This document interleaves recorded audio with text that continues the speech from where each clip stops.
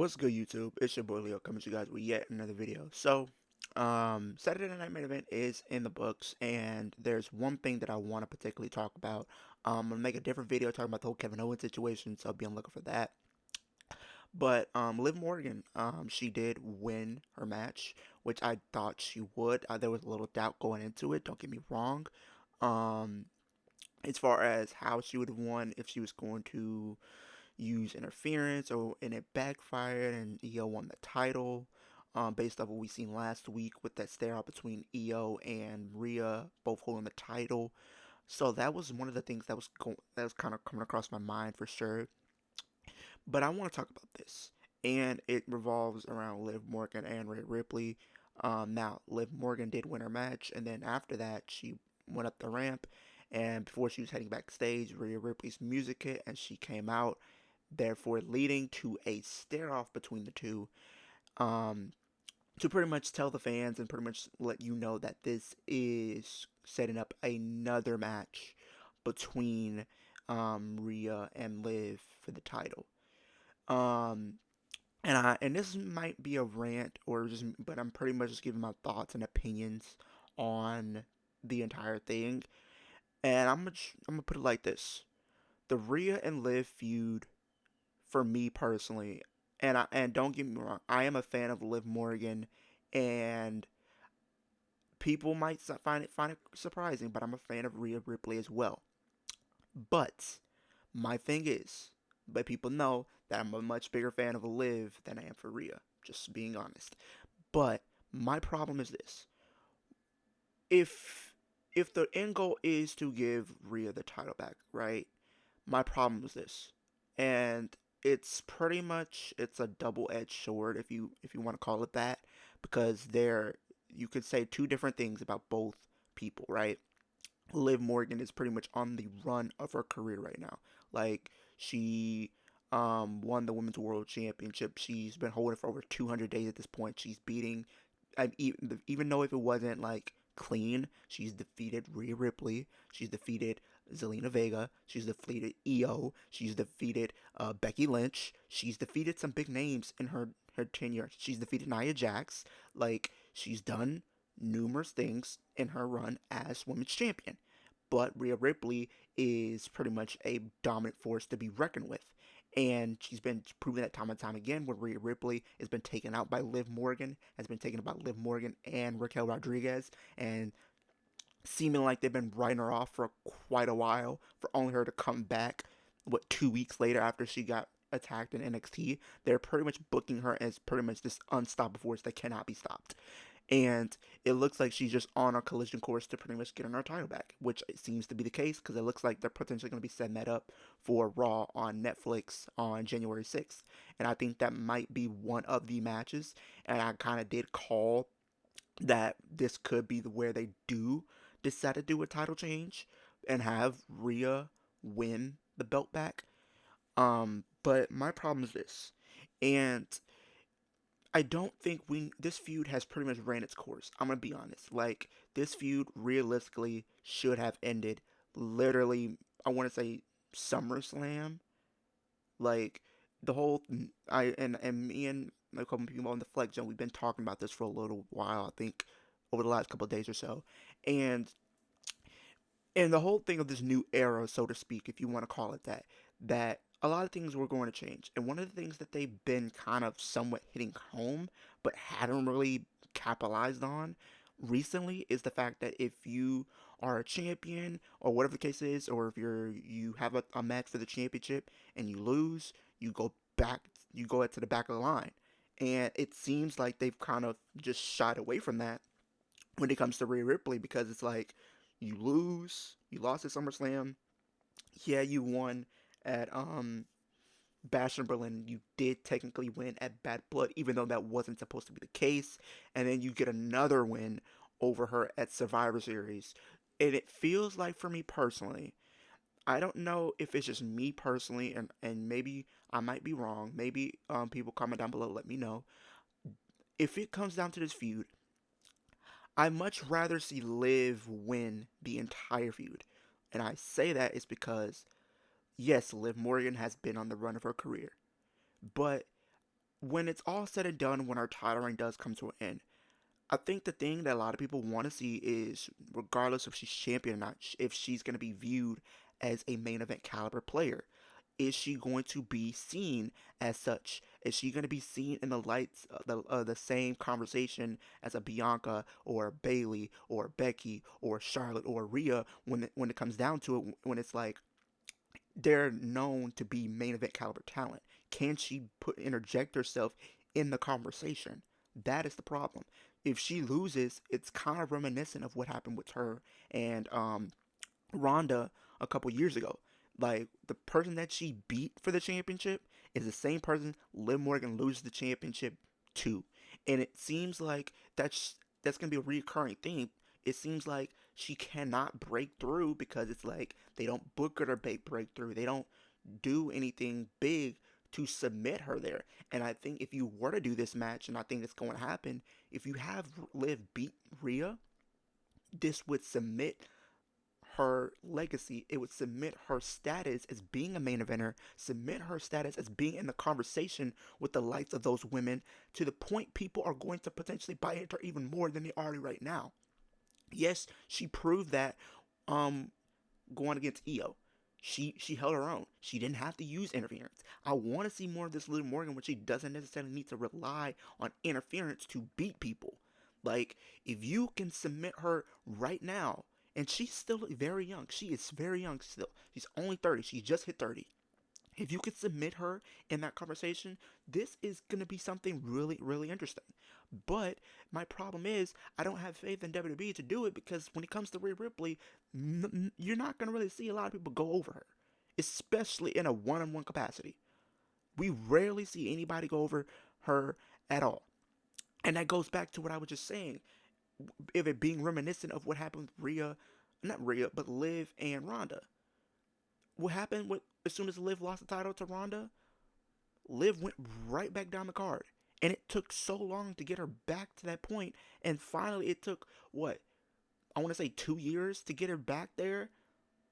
It took 2 years, but they got there. But it's like, if she goes back down the card again, who's to say how long it's going to be before she's able to work her way back to that point? And if she's able to get back to the point, for one, and if it's going to be a test, if she's going to be able to stay there, and even after she loses the championship, to stay there and be seen as such. That's the thing. If we're getting this match, and I feel like it could be really good, because we know Rhea Ripley and Liv, they do have good chemistry. But if you look at this past year alone, right, and if it tells you anything, Rhea still has the upper hand on Liv. It just shows you that. It does. It does.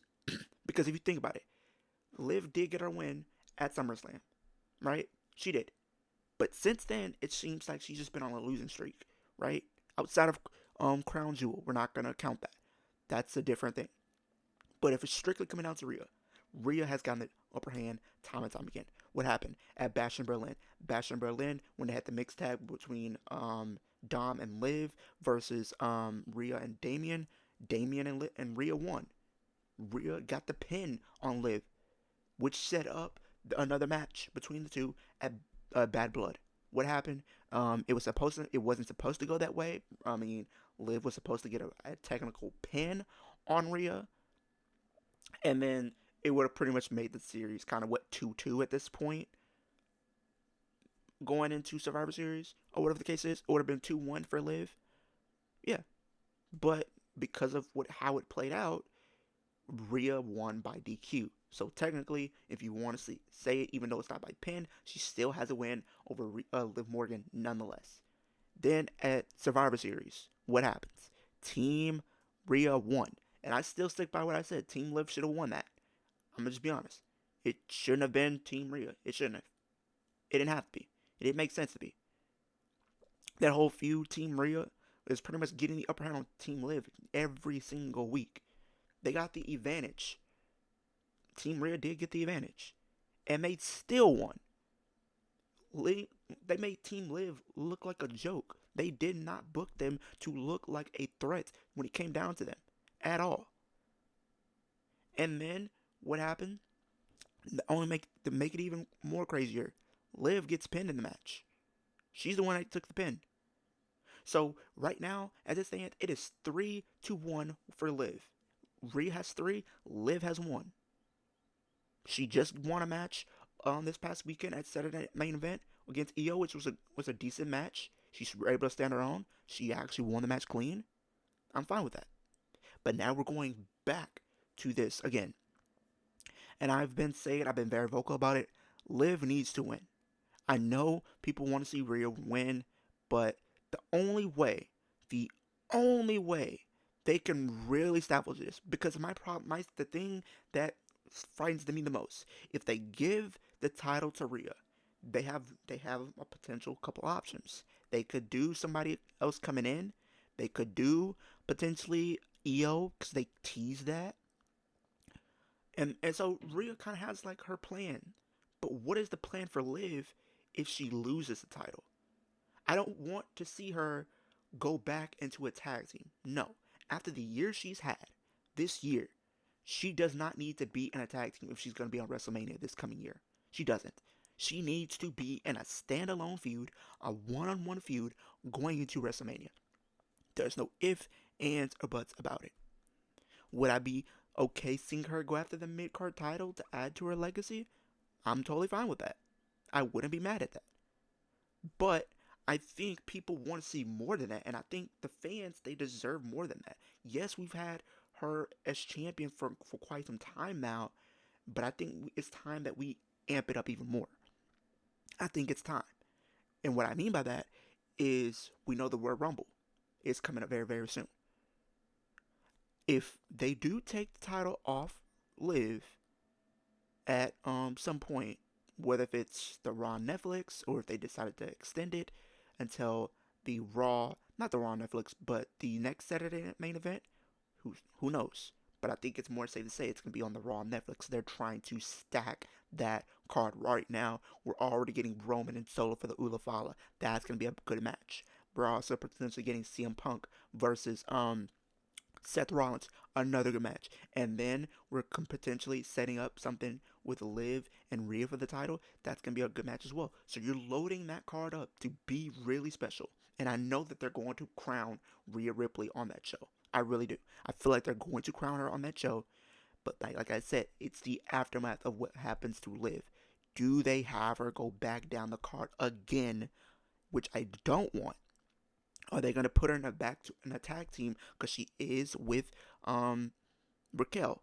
No, no, no, no. After the years she has had, you do not put her back in a tag team purgatory match. You don't. You don't. If you have her have this amazing run that she's been on, and as soon as she loses, what do? You put her in the tag team division and have her go back to after the tag titles going into Mania? No.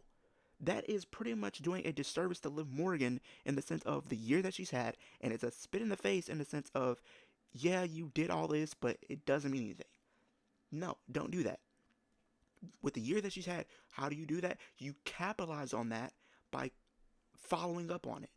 Follow up on that big year and capitalize on that. Follow up, have something else happen this coming year. Like I said, the Royal Rumble is coming up within about what, less than 2 months at this point, a little over a month at this point.